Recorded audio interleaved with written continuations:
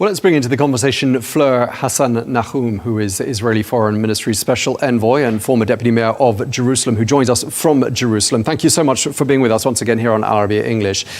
We've just been speaking to a senior representative from the International Rescue Committee who joined us from Gaza City, where he described a catastrophic level of hunger. He said there's 100% dependency on aid amongst Gaza's population. He described it nothing short of a catastrophe. I mean, what's your reaction when you see the pictures that we've all been seeing in the world news of starving men, women and children there in Gaza? Well, firstly, it's a very tragic situation, but we have to understand why this is happening. The reason why there are starving people, if in fact the numbers are what they're claimed to be, is simply because Hamas steal the aid. Now, you could argue as to whether they steal 50% of it or 70% of it or 90% of it, but there's plenty of evidence to tell us all that Hamas is stealing the aid, that they've been stealing the aid for a year and a half, and that somehow they still have enough food to take down into their tunnels and to keep fighting. Somehow that food doesn't get to the hostages who come out looking completely emaciated like Holocaust survivors. And so the problem that Israel's been trying to solve, the dilemma that Israel has, is that all the aid that's been going in, and it's been over 1 million tons of aid since the beginning of the war that, as you know, we didn't start. The question is, if this aid is being used by Hamas in order to keep funding their terrorist activities, in order to keep funding, paying for their soldiers, then all Israel is doing is perpetuating the war against us and the misery of the Gazans. And this is why the Americans are trying to help us find an alternative solution so that the aid goes into the hands of the innocent people and not into the hands of the terrorists. Right. We've just been looking at some of the pictures of how that's been working out, and it's a scene of total desperation and chaos. And as you say, it's tragic. But your logic, help us understand this. You're saying that Hamas is stealing the food, so let's blockade Gaza for 11 weeks so that no food whatsoever gets in. I mean, they'll have nothing to steal, but then children will have nothing to eat, will they? Well, it's not so clear, because when we had the ceasefire for over a month, aid flooded in that should have lasted the Gaza Strip till July. That's what the expert says. But what happens? Hamas not just stole the aid, they started selling it to the innocent people for a premium, because that's how they fund their terrorist network, their terrorist activities. And so the question is Israel, who was the invaded party on October 7th, supposed to now continue to feed terrorists who are stealing food from their own children? This is a moral dilemma. It's also a military dilemma. What does Israel do? And what I'm saying is that we may see scenes of chaos, but at least the Americans are trying to help us find a solution. We'll talk about that solution, the Gaza Humanitarian Foundation, in just a moment, because there's lots to talk about there. How Israel feels internationally at this particular moment, because the chorus of condemnation is pretty unprecedented. At the start of the week, just to give you an example, there were 800 British-based legal experts, amongst them former Supreme Court judges. They wrote to the British Prime Minister, Sir Keir Starmer. They said genocide is being perpetuated in Gaza. Those are very strong words. What's your response? Well, it's absolutely ridiculous. For genocide, you need intention. For genocide, you need to want to wipe out an entire population. If Israel is committing genocide or had the intention to commit genocide, why did we vaccinate hundreds and thousands of Gazan children with polio? Does that sound like a country that wants to commit genocide onto another people? It's absolutely ridiculous. But why give them vaccinations if we're looking... Even in humanitarian law, there are solutions, and also there are precedents, procedures, when it means that the military establishment, or the terrorist establishment in this case of that place, will end. The Allies did it when they were fighting the war against ISIS. They did it in Mosul. And nobody had all these condemnations. So the question is, why is there such double standards when it comes to Israel fighting a war that it didn't start? And when it comes to Israel fighting an existential enemy that we need to get rid of in order to restore the safety of our country? Yeah, but Israel's had 600 days to do that, and you have an advanced army. Yes, and we've also had 600, and Hamas has had 600 days to release the hostages that are still there. Why are they still keeping the hostages? If they want an end to this, why don't they just return the hostages? Well, if you know, doesn't Israel want to hold the moral high ground here? Israel wants our people home and the existential threats from a jihadi Islamist terror group on our border that attacked our people completely unprovoked on October 7th, killing women and children and taking 250 hostages, including babies. We want them gone. And I think that at this point, the Gazan people also want them gone. And let me tell you what the news doesn't show you, and that is the dozens of people that Hamas shoot in the head, point blank, every day for protesting their terrible, poisonous, destructive leadership.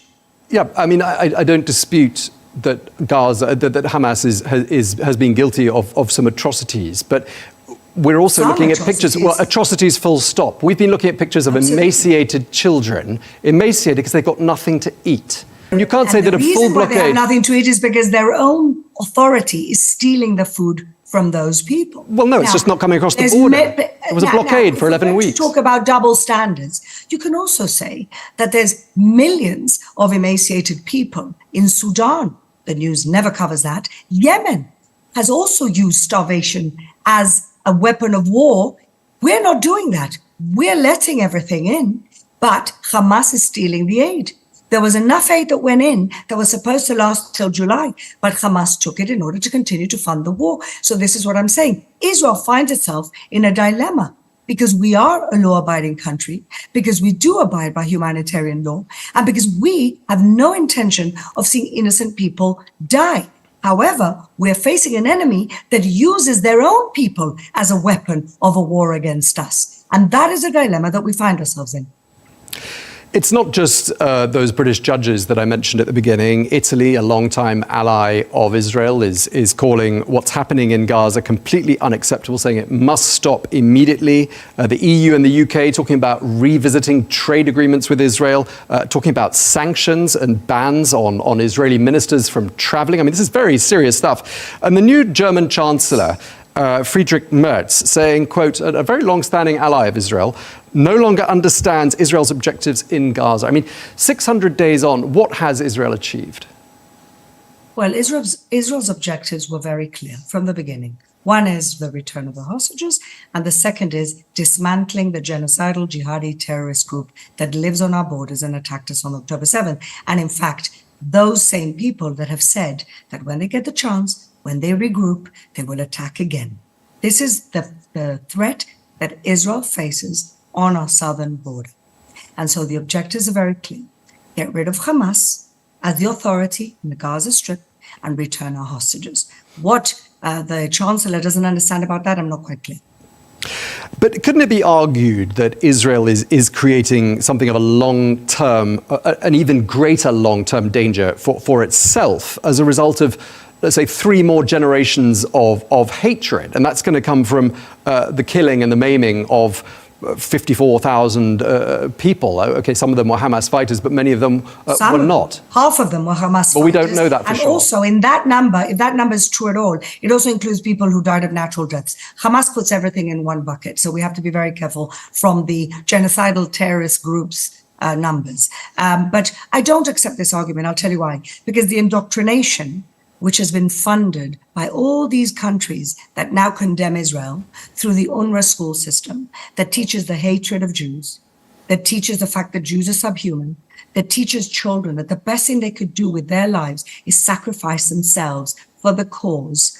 That is the reason why we have hatred. And it's not Israel defending itself in a war it didn't start. So all these countries that are condemning Israel today should look in the mirror and say, we've spent 50 years funding UNRWA, whose whole point was to perpetuate the refugee status of these people and to perpetuate the hatred of Israel and to try and reverse the 1948 declaration of the State of Israel. Well, I was going to suggest we played a clip of Philippe Lazzarini next, because he's been one of the people who's been critical of this new Gaza Humanitarian Foundation. It's a shame that Philippe Lazzarini doesn't look into the mirror himself and admits that he employed terrorists who took part in October 7th. Let's take a listen to what he says about the GHF. The model of aid distribution proposed by Israel does not align with core humanitarian principles. It will deprive large part of Gaza, the highly vulnerable people, of desperately needed assistance. We have seen yesterday the shocking images of hungry people pushing against fences, desperate for food. It was chaotic, undignified, and unsafe. I believe it is a waste of resources and a distraction from atrocities. Okay, so Philippe Lazzarini there, critical of the Gaza Humanitarian Foundation, saying that aid should be distributed neutrally. I mean, some aid organizations have expressed grave discomfort as well with this, saying that it violates humanitarian principles. What are your thoughts? Well, I would be happy to ask Mr. Lazzarini if he thinks employing terrorists and if he thinks that terrorists hiding tunnels under his own facilities, and if he thinks that the hatred that they've been teaching all these years is also in line with humanitarian doctrine, humanitarian aid doctrine. I don't think so. I think Mr. Lazzarini, before he opens his mouth, has to take a good look in the mirror. Some of the hostages' families have been extremely vocal. Since we talked about hostages, let's bring them into the conversation. They say that, in fact, Israel's actions in Gaza are endangering the hostages. What do you say to them? Look, I don't judge the parents or the family members of hostages. Of course, they're worried about their loved ones. It's been 600 days. So I'm not going to say whether they have a right to be concerned or not be concerned, because I'm in not the position that they are. But, you know, we still don't know whether military pressure is what actually gets Hamas to the deal. I believe it does. I believe that the last two deals that have been done to get the hostages out was as a result of military as well as diplomatic pressure that got Hamas to actually agree to the deal, or whether it endangers them. Like I said, I'm not them, I'm not in their position, and I'm certainly not going to judge their opinions on this. In the context of, considerable criticism, as we've been talking about from governments around the world, I mean, do you think Israel is considering something of a tactical shift in Gaza?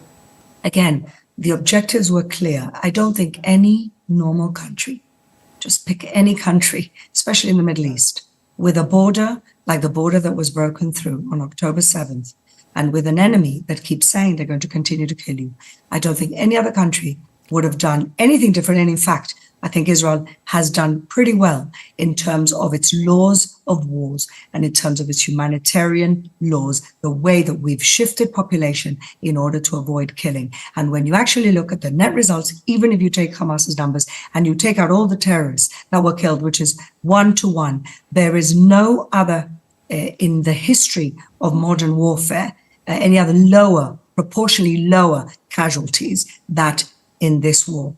And the fact that it's been pushed out of proportion, and the fact that there's an obsession with reporting about this war instead of reporting about other tragedies going on, including starvation in places like Sudan, to me, simply attests to a double standard that only Israel has to face in the world. Do you think the expulsion of Palestinians from Gaza is part of the Israeli government's plan? But why is it the only war that people are not allowing refugees to leave? Why is the West intent on keeping the innocent people of Gaza in harm's way?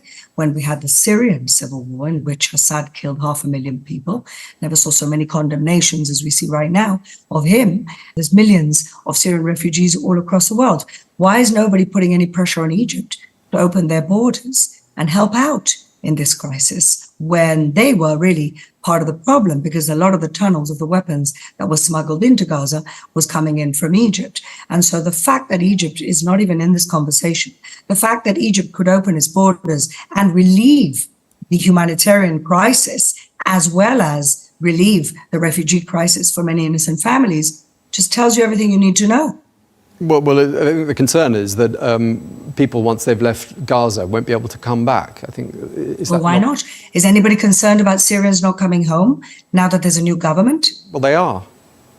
Well, then when there's a new government in Gaza, those people should be, in my opinion, allowed to come back. Okay, well, we'll have to see what happens. I mean, what would a successful end to all of this look like? This is my last question. What do you think, as far as the Israeli government is concerned, what would a successful end to the situation in Gaza look like? Well, you know, we're a country, as you know, of freedom of speech, and we're a country of fierce debate. And that's part and parcel of being a free and liberal democracy here in Israel. So many people have different opinions. I don't think the government of Israel has one scenario in their head. But in my mind, in my opinion, I think there has to be some type of a regional arrangement with the moderate Sunni Arab countries, with the Emirates and perhaps Saudi Arabia, the countries that understand full well what the Muslim Brotherhood is, how poisonous it can be. Those countries to come in and try and take this wonderful strip of land and turn it into something wonderful for the people, for the Gazans that live there. Israel would love nothing more than peace with our neighbors. Every single country that has wanted peace with us, we have made peace with them. We would love to see a prosperous Gaza living side by side with a prosperous Israel. So some sort of an Arab-led peacekeeping mission there in Gaza. That would make sense to me. Whether the Arab countries that we think about are engaged in this type of thing or not, we have as yet to see. But I think that the Gazan people, if there was some type of regional leadership from Sunni moderate Arab countries, like I said, at the moment, the UAE, for example, is investing in Egypt's economy. They're going to build an island off the coast of Egypt. Well, why can't we do, by extension, something similar in Gaza, and to give these people a chance at a decent future for their children? Okay, we're going to have to leave it there. Thank you very much indeed for taking the time to speak to us. Fleur, Hassan-Nahoum, thank you for your time. Thank you.